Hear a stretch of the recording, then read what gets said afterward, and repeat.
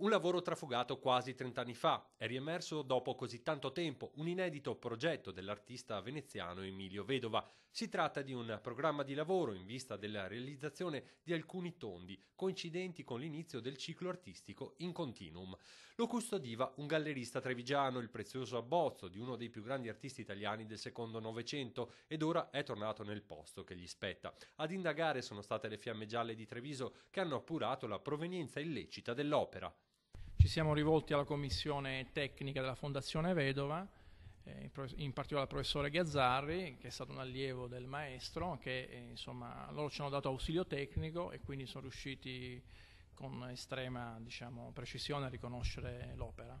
Vedova era infatti molto geloso dei propri lavori e di pochi resi oggetto di regalo erano sempre accompagnati da una dedica. Al momento non rischia nulla invece il gallerista trevigiano che lo custodiva. I finanzieri hanno appurato la sua buona fede, ma hanno comunque riconsegnato il lavoro a chi di dovere. Proprio in data odierna abbiamo restituito quest'opera quindi alla Fondazione Vedova, che ha una bellissima esposizione nei magazzini del Sale a Venezia.